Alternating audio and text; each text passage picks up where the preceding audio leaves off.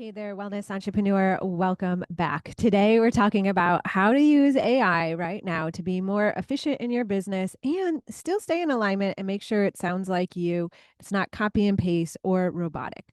This topic came up in an Instagram call with a practitioner who was wanting to save time creating content, but was worried that she wouldn't sound like herself. So if you're taking 3 hours to write one Instagram post about hip mobility and it still sounds like a robotic or, it's only getting 3 likes and, one fire emoji from your best friend, or you see your colleague posting twice a day, responding to all her DMs and still made it to yoga class at 4, here's what she might know that you don't know.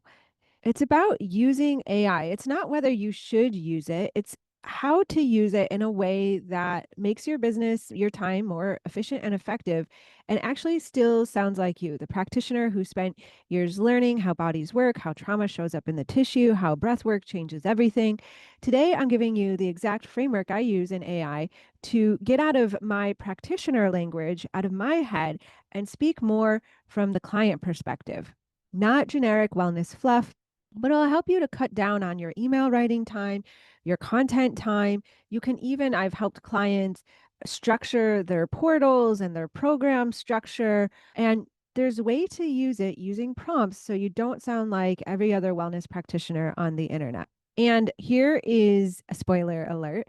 If you're taking AI on the first draft and posting it, or even on the second draft, then we probably need to talk, or this episode is specifically for you as well. And here's what I see happening when clients first start working with me all the time. You might have heard about ChatGPT, or you've even downloaded it, or you even go one layer further and you heard about Claude and how it might be good for email writing. And so you get these apps and you're like, okay, I'm going to write a post or an email about back pain and how somatics can help with back pain, or how this specific technique that only you specialize in because it's your unique process can help with back pain. And what you get sounds like it is written by someone who's never touched a spine in their life, is generic, and it sounds like all the other practitioners out there. And it doesn't resonate with you. So what happens is you think that AI is not for you, but it's not AI. It's the prompts and the time to train AI, because AI has gotten so much better about being open, I should say, to training. And we're going to talk about it here. Think of AI like a brand new assistant who's incredibly smart, but who has never worked in wellness or healthcare or as a practitioner before. Would you hand a new front desk person a phone and say, answer these client questions without any training, without telling them how to explain things, without informing them about your ideal clients, who you help, how you help them, without giving them your structures and intake forms and philosophies? No, you onboard them. You give them context, you correct them the first few times until they get it right. And that's exactly how you need to work with AI. And you can do that a couple of ways, which we'll go over in this episode. But some of that is through prompting, and some of that is through creating projects and uploading certain documents into projects, which you can do both in ChatGPT and Claude. And I'm going to focus there because those are truthfully the two that I use the most. There was a time I used Gemini through Google, but that kind of fell off. I primarily use Claude and ChatGPT, and there's a few others, but this will give you a starting point. And this is specifically for messaging to help you create content and emails faster, to get out of your practitioner brain and more from the perspective of the client, and help you to create hooks, for example, that stop the scroll. And here's the thing, there's a lot of controversy. There's a lot of talk about saying how if you rely on AI or if you overuse AI, you're actually not training your brain, you're not making it smarter, you're being quote unquote lazy. It's kind of not how I look at it. I have a different perspective. I actually think AI is helping to make my brain smarter, and I'm still using my brain because I still have to train it. I'm still not just taking whatever comes through AI and just blindly posting it up there. AI will help to educate my own brain on styles of hooks that my audience might like. It just gives me more options to test with my audience so I'm better informed about my audience. It's also training me how I can better write in practitioner language. And it's more of a back and forth instead of me relying completely on it and giving away my power and autonomy. That's not how I use AI. I use it as a sounding board and as to make my brain better and more efficient. So I feel like I'm still using my brain. It's a back and forth of AI and me training each other. So, when you use AI as a practitioner tool instead of fighting it or blindly copying it, here's what can shift. Your content time gets cut dramatically. Now, I mean, there was a time where I used to post three, maybe five times a week on Instagram. Then I eventually worked up to 7 days a week. So every day I was posting on Instagram in my feed as well as adding stories. And now I post twice a day on my feed and I still do stories. And email, let's talk about there. I used to, for a long time, only write one email a week. And then I increased to two times a week. Now, sometimes during certain periods, I write an email every day or sometimes multiple times a day. And it's so funny. I went, for Thanksgiving break, we went up to Ojai, where my husband's parents are, and they're actually all on my email list, which I completely forgot about. And they were saying, Allison, how do you like think about all these topics? How can you be so creative? And like, I have clients telling me, Allison, when you send an email a day, it's like I'm reading a book and each email is like I'm turning a page because I try to bring so much value or perspective shifts or insights to every single email that I write. And I do use AI and it dramatically cuts down my time so I can write more emails. But here's the truth. I'm still thinking of the content ideas, but I'm not thinking of content ideas from scratch. I'm actually finding content ideas from these key areas, from consultations, what clients have told to me or written in their form. I actually have a document where I save that and I upload it into the projects to train AI, client sessions, workshop sessions, what's said in the chats. I will upload chats from workshops into AI because it can scan it and pick out the key problems or topics where the audience was struggling or asking me questions on. That's all gold. And it can help you create different topics. Many times I'll upload that and I'll say, okay, from these documents that I uploaded, let's think of 5 topics to talk on. Or I just try different content out in my audience and I see what lands. I say, okay, this topic, for example, such as high student loans or getting stuck in the insurance mill clinic grind or not having enough clients or certain revenue months. There's certain key topics that I now know my audience loves to hear about, especially on social media. So I can take screenshots of that and I can drop it of my content and drop it into AI and say, help me create more content like this, give me some more topics or some more hooks.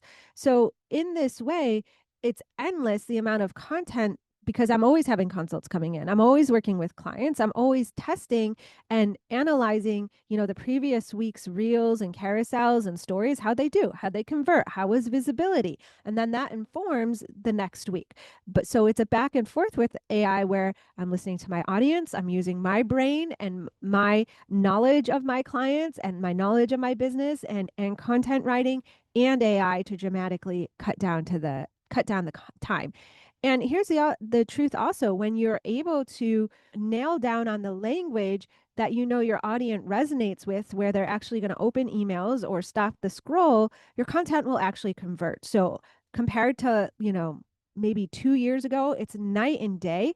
Like 2 years ago, I had no one commenting on my Instagram reels. Like when I would say, comment 10K below or comment class below, no one would comment. It was like crickets. I kept trying it anyways. And now I'll get, it's still not, I still haven't gone viral. I just had a client go viral, but I still haven't gone viral yet in the traditional sense. I've had viral for me at 20,000 views, but I'll get anywhere from like 1 to 3 people commenting and opting into my email list, or sometimes 5 to 20 people on one reel if it really does well. But if I'm doing that consistently, that can mean that I'm adding, again, these are still lower numbers, but greatly improved organic where I don't have to spend money on ads. I'm having anywhere 5 to 20 people a week come onto my email list organically, which is really great. So your content will convert faster. I'm having more people book consults from my emails, from my stories, from my content messaging. And that's the whole reason why we're doing all this, right? To help people and make sure that you have your expenses and the lifestyle that you want to live like covered. Also, when you're using AI and you're using it authentically to you. You're actually using your brain, you're listening to your audience, you're analyzing what AI gives you. You're going to stop feeling like a fraud because you're actually going to be posting content out there that's getting you followers, that's getting you consults, that's stopping the scroll of the audience. You're not going to be posting content that feels misaligned with who you are. You're not going to be posting generic content and see it fall flat with no crickets. I mean, it might be that way in the beginning till you test enough to find out what your audience wants to hear. But when you're working with AI, you're going to be posting your thoughts, your frameworks, your clinical perspective. It's just going to be done faster and from the way that the client needs to hear it, not from your practitioner language. And so you're going to stay in integrity. And this is always huge for practitioners. We care about authenticity. We care about helping people. We care about not being salesy or fake. And when you're using AI correctly, you're not being inauthentic, you're being efficient. And if your audience better consumes your content, meaning they're not just scrolling by or not opening emails because the subject line actually resonates with them, or you do have a hook that resonates with them and stops the scroll, and they convert and become a client, you're actually going to be helping people more than content just falling flat and your calendar staying empty. So you're being more effective for your audience too. It's from a place of service. And here's the thing, a while back, I had one of my clients tell me she feels like she can only keep up with posting if she sacrifices her own wellness practices, like her yoga practice or sometimes skipping walks.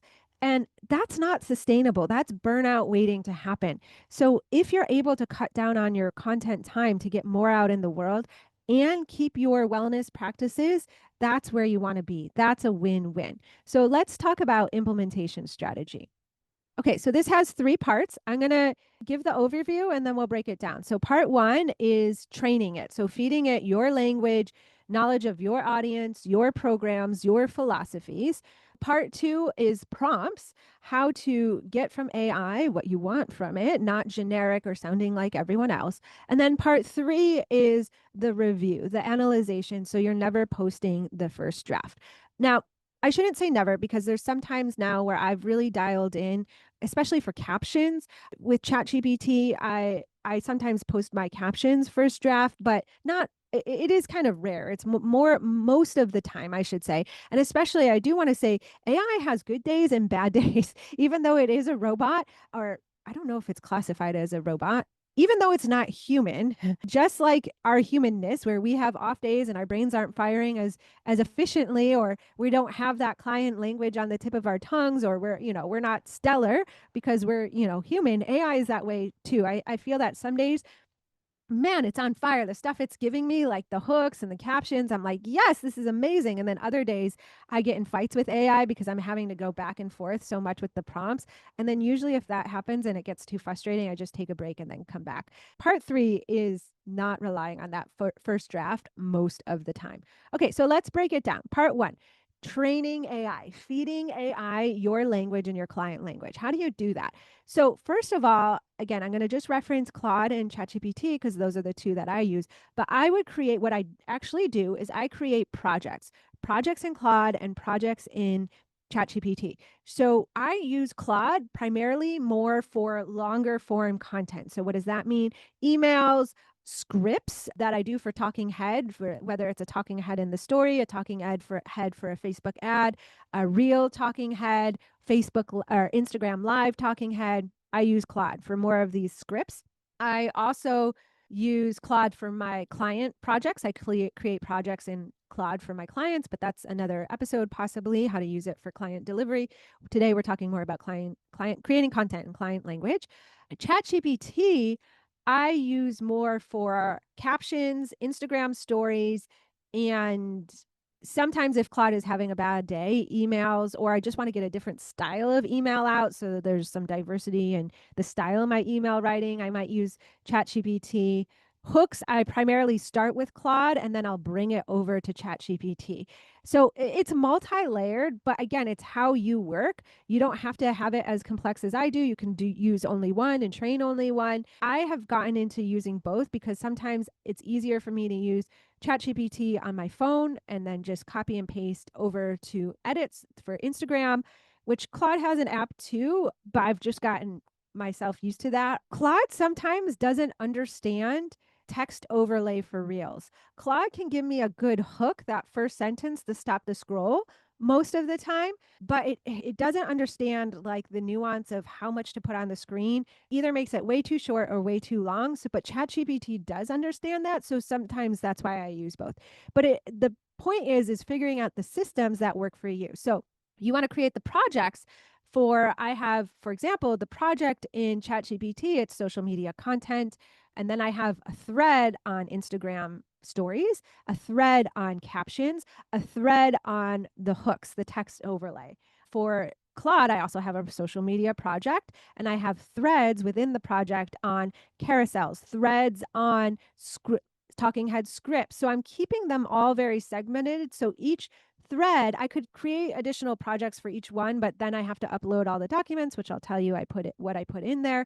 So it's easier to do threads, like meaning the chats in the project, and keep each topic to the chat thread. So when I'm wanting scripts, I always go to the script thread or chat. When I'm wanting an Instagram story, I'm always going to the Instagram story thread or chat. And that way it's trained. And sometimes you time out for both Claude and ChatGPT on how long a thread could be, and that's okay. Just do it, use it until you time it out, because it'll get super optimized. And then when you have to start a new chat because it gets too long, you'll know that it's starting to, because it'll be slower to load, or sometimes it doesn't reference, like I'll say reference the framework or past captions in this chat. For example, it doesn't do a good job referencing them. It's like a hint that you're going to have to start a new chat or thread soon. And then you just start a new thread and you tell it to reference the previous chat or thread to get that information. So that's organizationally how I have Claude and ChatGPT set up. Now, there might be other ways. I've never been trained on this. This is just, again, like I said, I'm using my own brain. I'm not relying completely on ChatGPT. This is the system that's developed for me, which you can take it as a starting point and then evolve to your own. Now, what do I put in these projects to help train it? So, again, as I said, I have documents like what people say in consultations. I use Zoom AI in my consultations. So, both the consultation attendee can get the summary of what we talked about. And also, without putting their name, I'll put that into a document and I save those and then I upload those, because that is all gold. It's in practitioner language. Again, I use Zoom chats. I'll upload again in practitioner language. I also write down ideas about problems that I'm hearing in my sessions, what clients are going through, solutions, desires, goals that they're wanting. I also have examples of my emails, examples of captions that I like, examples. Again, you heard me say I will screenshot sometimes content, or I'll upload an email that did convert for me or got a lot of views or got a lot of people commenting below, and I'll say, this worked. Let's create more of that. I also have information. I've actually downloaded the sales pages. Like if I'm teaching a workshop, I'll create a project just on that workshop and I'll upload the sales page, who it's for. So I'll give another document on my ideal client, who they are, what they're really struggling in. I'll give examples of hooks. So I give my clients bingeable hooks document, which then they can upload into AI. I will put the sales pages of my program that I want to sell. I've even taken screenshots of the portal that I have for my program. So Claude begins to understand my methodology, my philosophies, and I can say reference the documents as a prompt, which is part 2. And that allows Claude to be informed on my program and who it's for and how I'm different.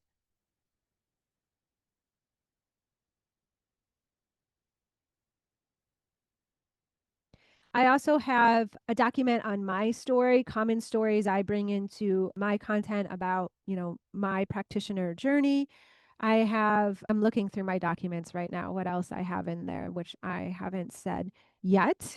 I also have some documents from courses and trainings I've gone through to help become better copywriter, better with messaging. So I've uploaded that information in there as well to further train Claude on problem solution. So they're really dialing in onto the specificity of the problems that my audience is having. So there's some ideas of PDFs that you can upload into your project to better inform. Now, again, having all these projects, you will have to, it is kind of repetitive because you'll be uploading similar documents for each project, but again, it's you want to train each project.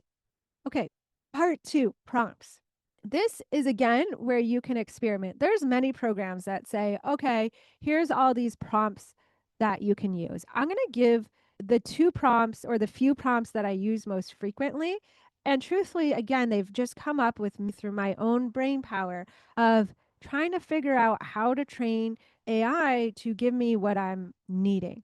So, for example, if a hook that AI gives you for a text overlay for a reel or the start of a talking head script, for example, or a subject line or email is feeling too generic. Like you always want to make sure it's written from the client perspective and it's very specific to the day to day struggles that they're having. And that's how you can take general wellness or sometimes these more esoteric concepts like healing childhood wounds and make them very practical in your client's mind to being like, oh, gosh, that's me. I need this now. I didn't realize that she did this work. I think I need to work with her.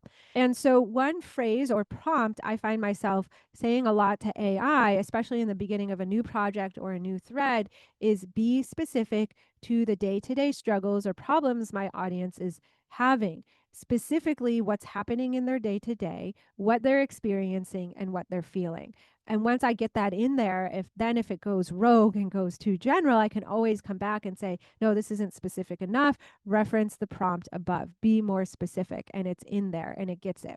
You can also analyze the language. And if you're training Claude and it's coming out with too much practitioner language, and this is sometimes hard, it really stretches your brain, but you really want to make sure it's words that your clients are saying, not what you're saying or writing in your soap notes as a practitioner. So sometimes, for example, you might be speaking to your audience and saying, you're stressed out and this is why your adrenals are taxed and XYZ. And again, it makes sense. It's true, but it's not specific enough. And it's not actually the way that your clients would describe their problem. They actually say things like, I can't turn my brain off at night, or I'm just feeling so overwhelmed. I feel frozen in my body, or my shoulders are really tight, or it hurts my neck when I turn my head. Things like that. You want to make sure you're getting down to that client language. And that's why it's really important to have your project informed in some examples. And then you can say, as a prompt, please reference the documents, get more specific, put it in more in client language. Or another prompt I use quite frequently is, especially with the hooks and the subject lines, is I'll say, this is not scroll stopping enough. This is too generic. This is too boring. And I'll say, be bolder, be more controversial. Now, I'm not saying that just to be clickbaity, right? I'm getting to the point where the content just becomes so specific. And yes, sometimes your philosophies and your viewpoints are controversial. Like some of my wellness practitioners might say, here are 5 things I never do as a nutritionist, right? And this reel or this content has done well for one of my clients. They never use plastic. They never drink alcohol, right? And it is controversial because it's kind of black or white. They don't ever do those things. And there might be people that don't agree with it and say, some things in moderation, blah, blah, blah. But the conversation that started, it shows that it's an engaging piece of content. And that's what will allow a piece of content to do well, then get picked up by their algorithm. So you get more views and then hopefully get more followers from when it gets pushed out to the non-followers. Or I have a client that she just had 2 reels get over 1 million views each. And she was very specific to what was happening in certain relationships and actually conversations of a back and forth that were happening in the day to day. And it was really highlighting where a potential client might be people pleasing or stuck in perfectionism or giving away some of their own autonomy in a relationship, for example. And in those, she said part of the reason why they did well is like people were fighting with each other or having conversations with each other in the comment section of those reels because they are a little polarizing. But the key here is to stand out and make sure it's a soapbox that you would stand upon and say it, put the content out in the world in a way that resonates with you. But again, you can do a back and forth through AI to help get there. Or you can take pictures of reels that have gone viral, maybe in your niche, and try to replicate the hook in some way that is in alignment for you or in a way that your audience will resonate with. And the only way to do that is to get more content out to find out what your audience does resonate with and what feels in alignment to you. And so some of those prompts will help you with that. Those are really the main prompts that I have. The other one I'll use once in a while if AI is going rogue is act like a website designer who also specializes in copywriting and messaging. Act like a social media content creator. It helps AI to get in the brain of writing in client language and being more specific. So sometimes that helps if you have a project where you're telling it to act like someone who actually does that professionally. Okay, so then part 3 is analyzing it. This is a non-negotiable. AI gives you the clay and you sculpt it. So read what it generates. Don't just copy and paste. This is where people, are trying to, yes, get more content out in the world, but they are doing it too quick. And so they're just copying, pasting for emails and or captions. And you can kind of tell because emojis used to be a big thing, but now they're kind of backing off because now AI uses a lot of emojis and like there's some giveaways like that fern thing in the very beginning of a post or the fire thing. So you want to make sure that it actually looks like how you would write it. It looks like a human. I still include some emojis like if I'm going to do the bullets, I'll do the uniform emojis like the X's or the lightning bolt or something like that. I'm not saying don't ever use emojis, but do it in a way that you would do it so where it's organic to you. And ask yourself, would I actually say this? Now, sometimes there's a growth edge if you're looking to evolve your messaging so it can be more scroll stopping, so it can resonate more with your audience. Sometimes I'll put content and emails out in the world and it does feel a little edgy. I'm not sure how my audience will respond, but I look at it as a test. And if it doesn't go well, if it flops, or I'm like, actually, that was a little too clickbaity, too polarizing. It's not exactly like me. I don't really like how that felt. Then I'll dial it back more for the next time. So just know it's not always 100% confidently resonating, embodying with the language. AI can actually help you to grow and evolve, and it might feel a little edgy. Also, AI likes to give really random client stories and my own stories if I haven't trained it enough. Or even if I've like told a lot of my client stories a bunch, it still makes up these random client stories or some of my own stories. So you definitely want to check it for accuracy. That's like a big part, especially with the emails. I'm having to go back and I'm like, where did you get this client story from? I've never trained you on this. Reference the real client stories I have in the project. That happens quite frequently for some reason. So that's an area that you want to make sure that it is, actually true stories that have happened for with you or your clients. And then you want to make sure that it's not generic and it is in your client language. Those are the kind of key areas that I'm looking for when I'm analyzing the first draft of a script, and then it has a hook, right? So if I'm analyzing the draft of a text overlay, of a caption, of an email, anything, that's kind of how I'm looking at it. So if you're thinking AI feels authentic and people can really tell when something isn't really from me, here's the thing. They can tell when it's not from you for sure. That's why you don't want to copy and paste generic AI content. You want to formulate the prompts that work well for you, add the documents into the project to train AI on how you speak, on who your ideal audience is, your programs, your philosophies. You're using it as a tool to get your ideas out faster and more effectively. The ideas, like I told my in-laws, the topics are still from me. Yes, I use AI sometimes to help think of the topics, but it's still a back and forth. It's still yours. Your expertise is still yours. The perspective is still yours. So AI doesn't make you a fraud any more than a calculator makes you bad at math.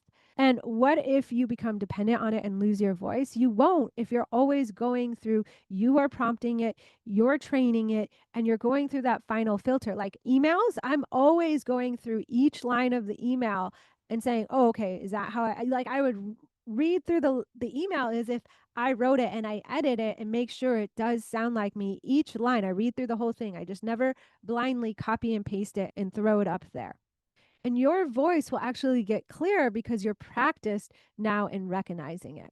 And you don't have if you don't have time to learn another tool, it's remembering sometimes in your business. Now, this is happening for me as I'm learning Jane software, so I can bring my clients over to it, is that sometimes you have to slow down to speed up or slow down to be more effective or efficient.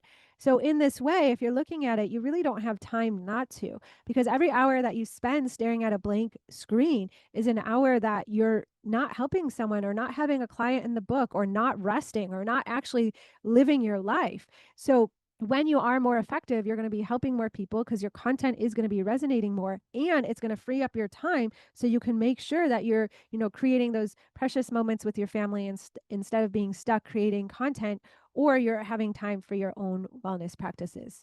So get out there, give it a try. I help a lot of my clients with this. I train them on it. I give them documents which then they can upload into their AI. But just start somewhere with the projects and starting the threads and playing around with prompts and training it, and then go from there.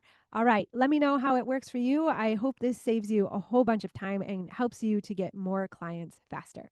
This episode is brought to you by Jane, a practice management software and EMR designed for wellness practitioners who value structure, simplicity, and calm growth. If you're a skilled wellness practitioner who's tired of tech overwhelm and administrative chaos, Jane understands. Your expertise should be focused on client transformation, not wrestling with software. Jane provides the structure and systems you need to run a sustainable practice. With Jane's streamlined online booking, your clients can easily schedule at times that work for them. With smart features like waitlist notifications, those last minute cancellations become opportunities, not losses. It's a simple way to maintain consistent revenue without the constant hustle of filling your calendar. During sessions, Jane's AI powered documentation helps you capture important notes, efficiently allowing you to stay present and focused on delivering exceptional care. After appointments, you can end on a healing note rather than a transactional one by charging cards on file and handling rebooking before the client leaves, creating the organized, professional experience your business deserves. To discover how Jane can help you build a more structured, scalable wellness practice that works even when you're offline, resting, use the link in the show notes. And especially for you, Ignite Your Wellness Business listeners, when you're ready to implement the simple system that supports your growth, use code IGNITE1MO. So that's IGNITE1MO to get your first month complimentary. That code will also be in the show notes.